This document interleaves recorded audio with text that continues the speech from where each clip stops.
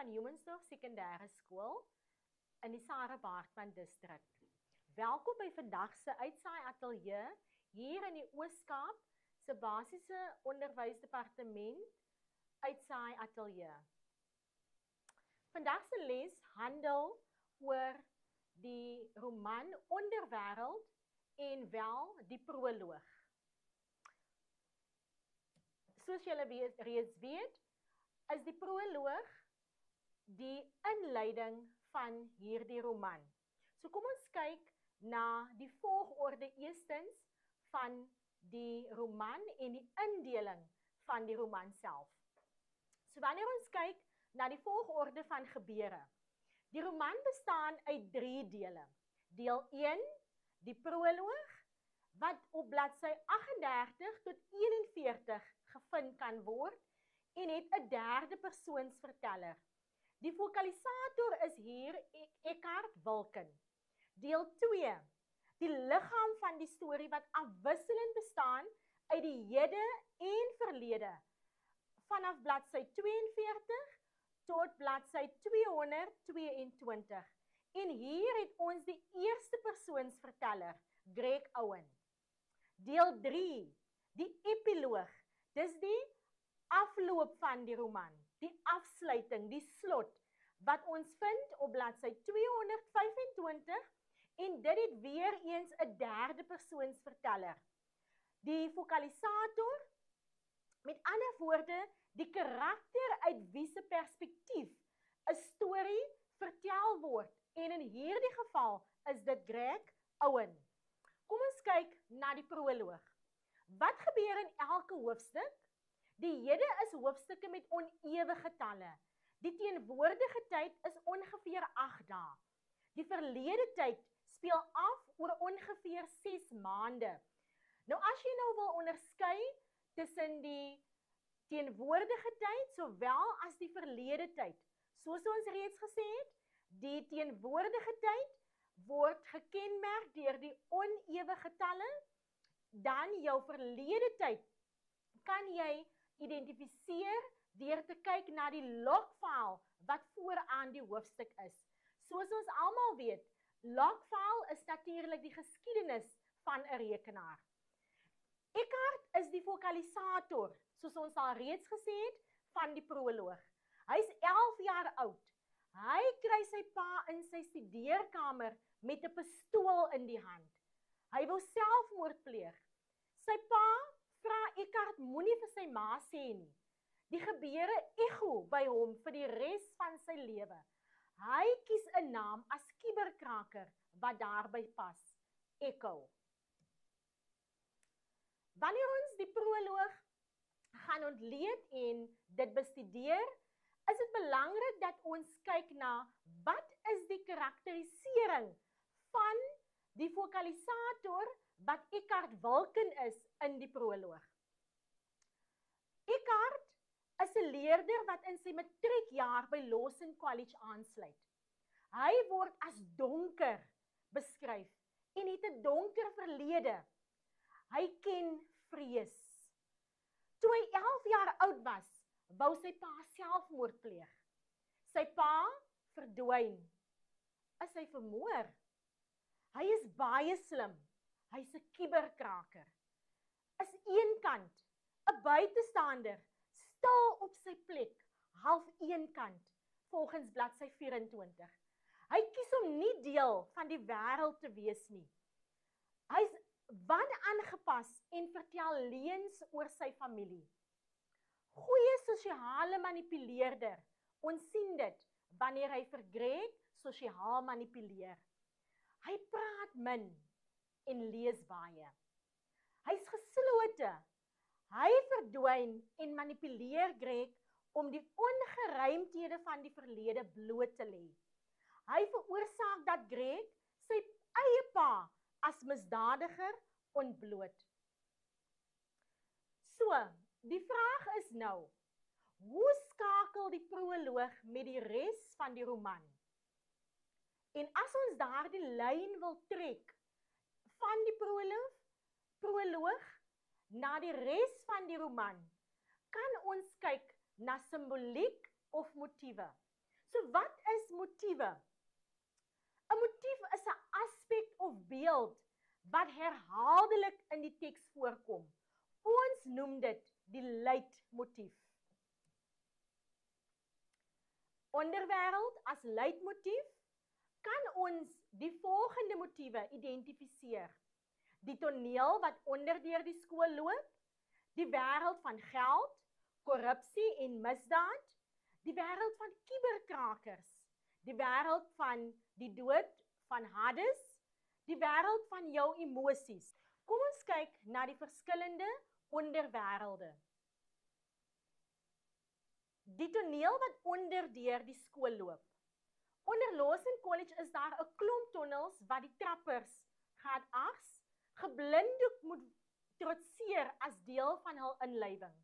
Dis 'n ritueel met sy eie reëls. Dis stank en vuil en staan in kontras met die pragtige skoolgeboue bogronds. Die trappers het 'n flitsliggie om hulle te help. As hulle dit nie maak en verdwaal, is hulle nie meer 'n Lawson student nie. Hulle word geviktimiseer en verlaat dan die skool. Metafories bevind Greg hom in 'n tonnel as hy besef sy pa is ook skuldig aan Project Nursery Rhyme. Dis donker soos in die tonnel. As hy om hom kyk, as hulle aan die einde van die verhaal huis toe ry. Kom ons kyk na die volgende motief. Die wêreld van geld, korrupsie en misdaad. Daar is 'n opgevoede volwassenes wat aan hierdie wêreld behoort. Eckhart wend hom tot hierdie wêreld om sy pa se dood te wreek. Hy kry dit reg om Greg ook hierby te betrek. Hulle gebruik alkohol in sy koshuiskamer en breek in by die skool se netwerkkamer. Greg kom in aanmerking met die wêreld van geld, waar mense die wet oortree om ryk te word. Wanneer hy natuurlik uitvind sy pa ook deel was van hierdie korrupsie.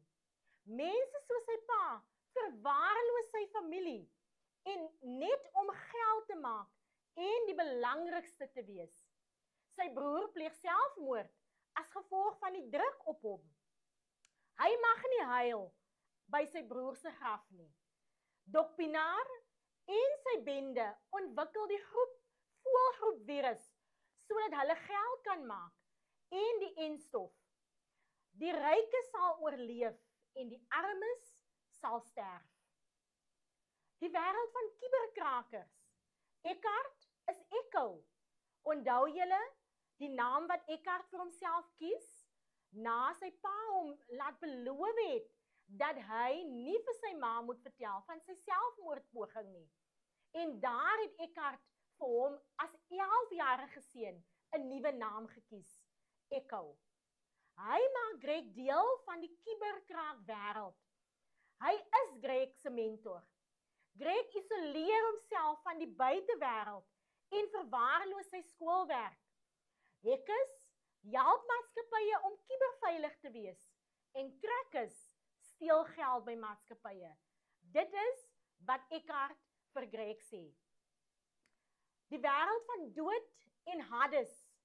Die onderwêreld verwys na mitologies na die dood. Die dood van John, Greg se broer, en die dood van Eckhart se pa is grootendeels verantwoordelik vir die hoofkarakters, naamlik Greg en Eckhart se optredes. As jy hierdie wêreld van Hades betree, kan jy dit nie weer verlaat nie. Selfs die geliefdes wat agterbly in die bo-wêreld sukkel om emosioneel los te kom van die onderwêreld. En ons sien hoe Greg sukkel na sy broer John se dood.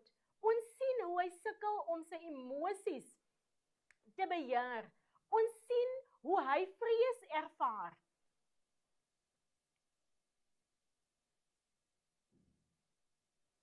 Kom ons gaan verder. Wanneer ons kyk na die wêreld van emosies, op bladsy 5 kom Eckhart se pa stadig terug uit die onderwêreld. Dit is die wêreld van donker selfmoordgedagtes en skuldgevoelens. Later in die roman is Greg vasgevang tussen die onderwêreld en die bowêreld. Onthou, Greg is die hoofseun. Hy moet die voorbeeld wees. Sy pa verwag van hom dat hy hierdie modelseun moet wees, dat hy goed moet presteer. Maar Greg raak betrokke by kuberkrakery, die onderwêreld waar hy vasgevang word. Later in die roman is Greg vasgevang tussen die onderwêreld en die bowêreld. Dis ook die wêreld van magteloosheid. As Greg besef, nes jy dink jy het die bodem van die onderwêreld bereik, stop iemand 'n graaf in jou hand en moet jy dieper grawe. So kom ons kyk na 'n kontekstuele aktiwiteit wat handel oor die proloog. Belangrik om te onthou, graad 12's, wanneer jy jou aktiwiteit, jou kontekstuele vrae beantwoord, moet jy die tekste wat vir jou gegee word in konteks lees. En die vrae wat gevra word, moet jy uit die teks beantwoord, maar jy moet ook die breër agtergrond en kennis van die roman hê. So kom ons lees vinnig deur teks A. Vraag 7, onderwêreld, kontekstuele vraag. Lees die uittreksel hieronder aandagtig deur en beantwoord die vraag wat volg. Teks A. Sy pa kyk na hom. 'n Speertjie ruk bo sy oog. Die verstarder ooglede beweeg nou. Gaan sy pa huil? Hy het hom nog nooit sien huil nie. Sy pa vou die pistool toe in die lap.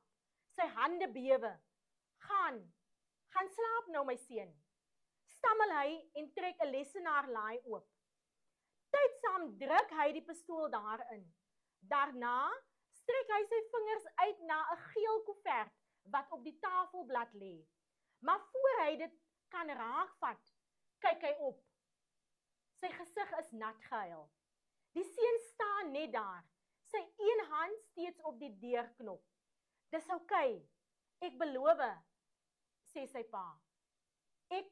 Ek sal nie. Die stilte word 'n spons wat die woorde moet indring. Jy moet nie vir jou ma vertel nie, oukei? Dis ons geheim. Sy mond optrek skeef toe hy probeer glimlag. Gaan slaap nou. Die seun se hand gly van die deurhandvatsel af en val langs sy sy. Hy sê steeds niks nie, maar binne in hom weer klink sy pa se stem. Toe hy omdraai en kamer toe stap, hoor hy sy pa sê nag, lekker slaap. Sy pa sê sy naam, maar hy hoor dit nie.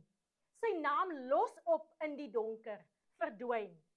Maar dit is goed so, want jare later sou hy vir homself 'n ander naam kies. Een waarmee hy die vrees kon uitdryf. 'n Naam wat sê hoe dit voel om magteloos te wag vir antwoorde en net egos uit die onderwêreld in te ruil. Echo. 7.1. Kom ons kyk na die vraag. Belangrik, wanneer jy jou vraag beantwoord, graad 12's, moet jy die kernwoorde in jou vraagstelling onderstreep, uitlig, sodat jy gefokus jou vraag kan beantwoord. Wie is die seun waarna daar in bogenoemde teks verwys word? Hier kan ons sê dat dit Eckhart Wilken is. 7.1.2. Noem 3 handelinge van die pa wat tot die seun se toenemende ontsteltenis bydra.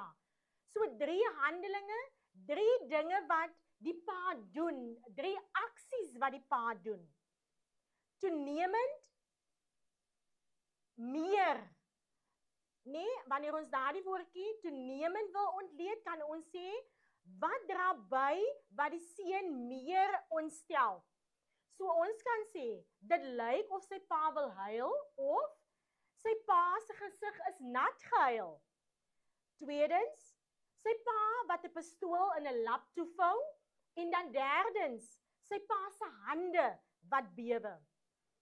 7.2 Dui op 'n handeling wat veronderstel is om die seun gerus te stel.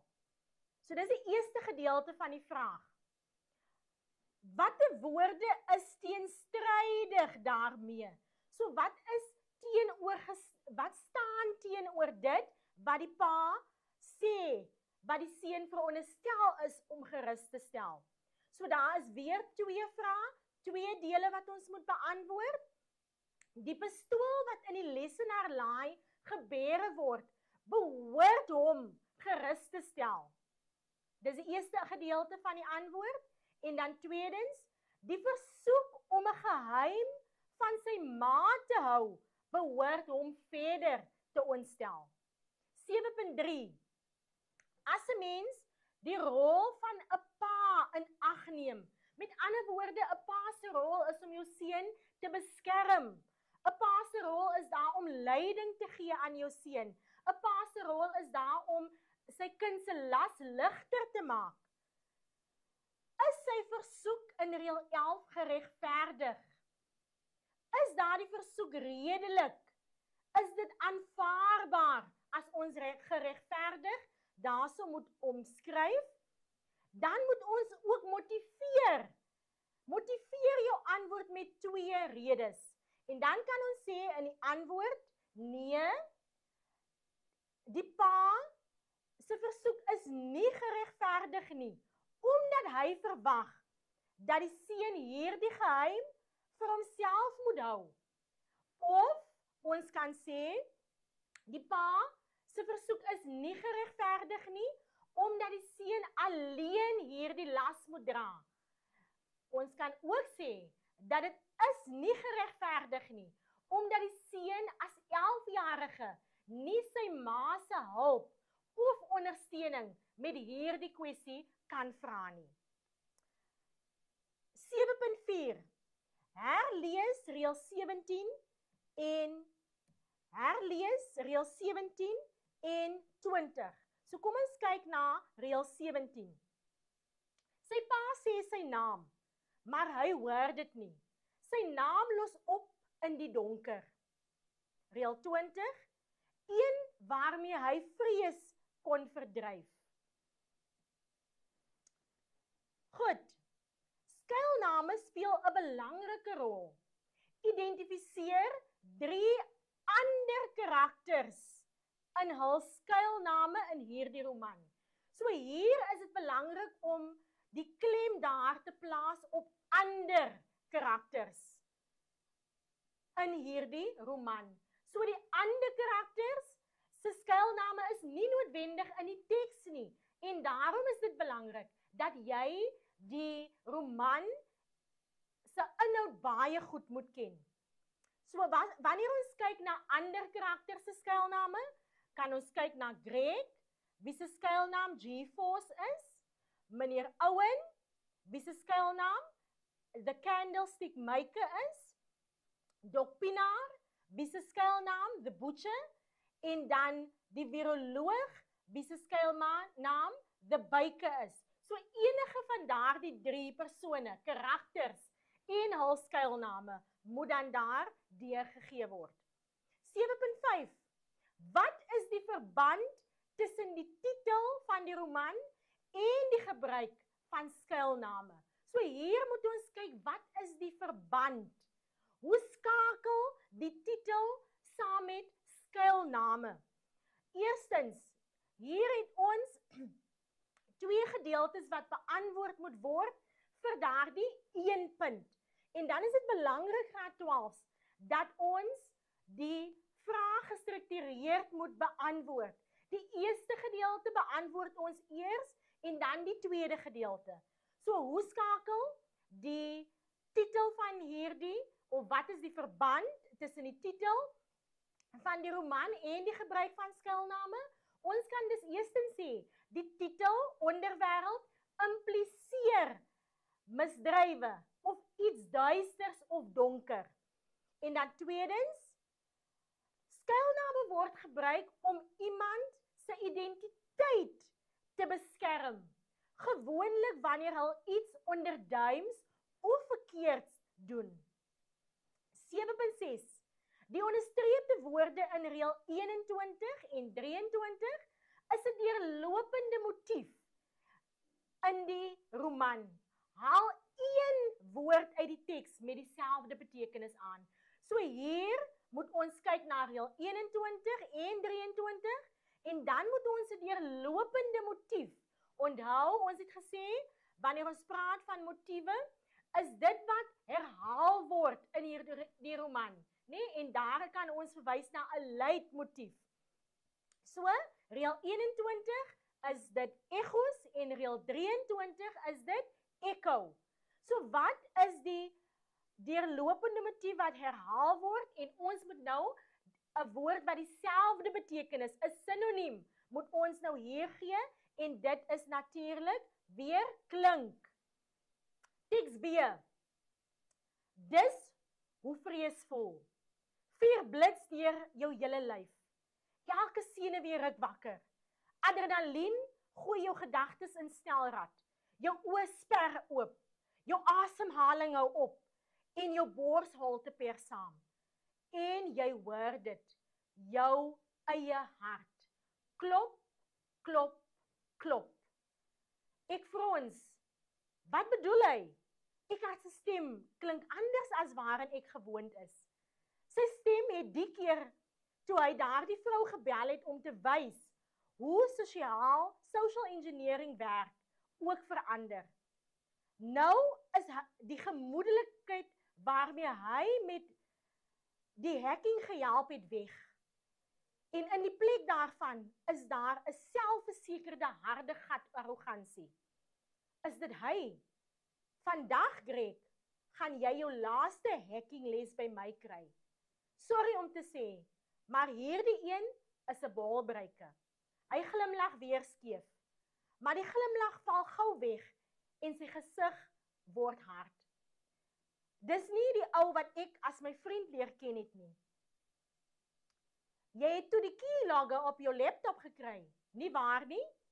Of moet ek sê, iemand anders het dit gekry? Jy het nie 'n klou gehad dat dit op was nie.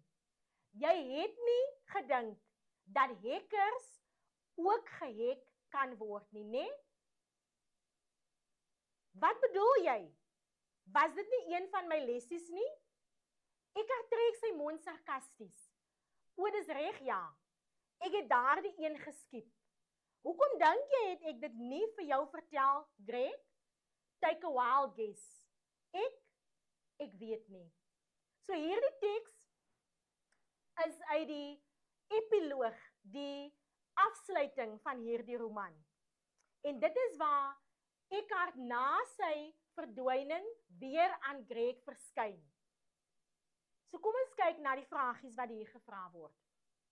Reël 1 tot 3 is 'n herhaling van die teksgedeelte wat vroeër in die roman voorkom. En ons sien dit. Daardie herhaling, daardie motief waar Eckhart in die proloog by sy pa se studeerkamer deurstaan. Verduidelik die konteks waarin dit vroeër gebruik is en identifiseer in elk geval van die gevalle watter karakter die emosies beleef. So hier kyk ons na die herhaling van 'n teksgedeelte wat vroeër in die roman voorgekom het en ons moet verduidelik in watter konteks dit vroeër gebruik is. Die tweede gedeelte van ons stapelvraag. En derdens, ons moet identifiseer in elk van hierdie gevalle watter karakter hierdie emosies beleef het. So kom ons kyk.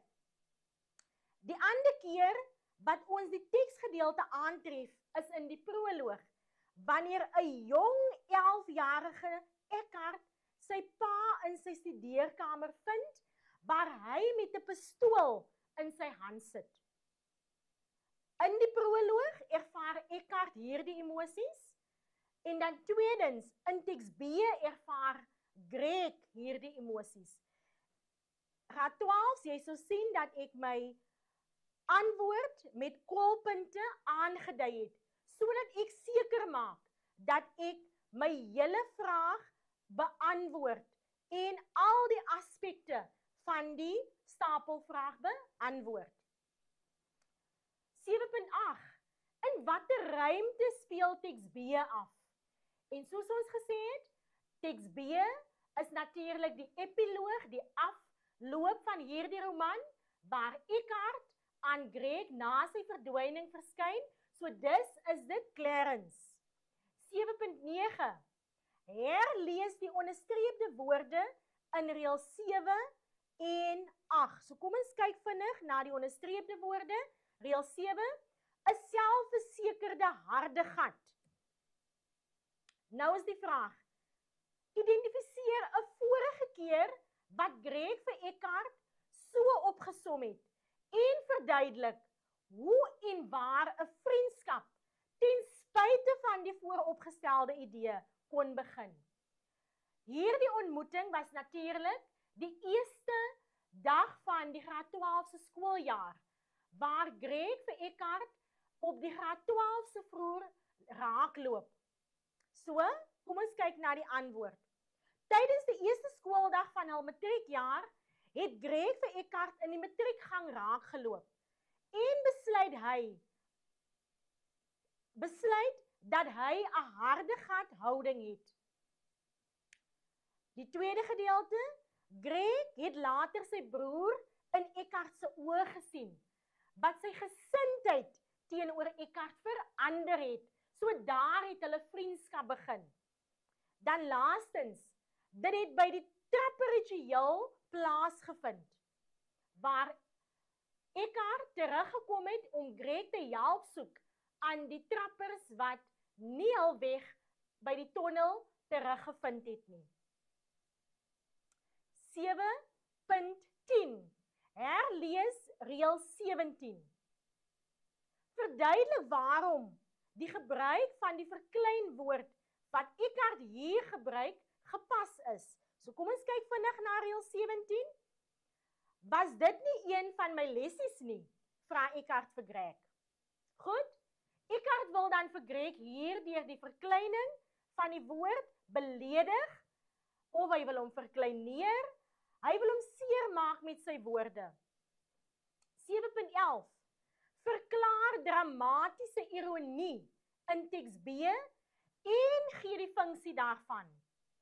So nou is dit die vraag, wat is dramatiese ironie, graad 12?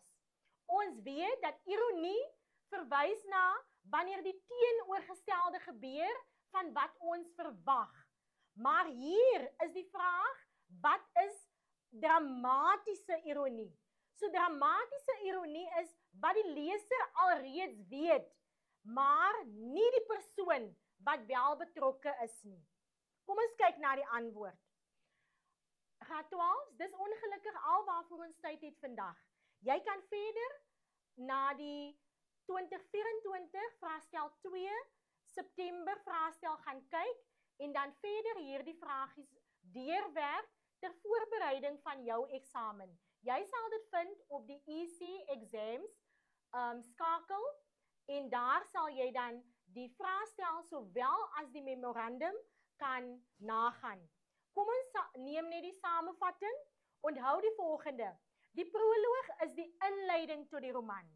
Daar is 'n duidelike draad tussen die proloog en die res van die roman. Simbole, motiewe wat herhaal word, neem ons die leitmotief.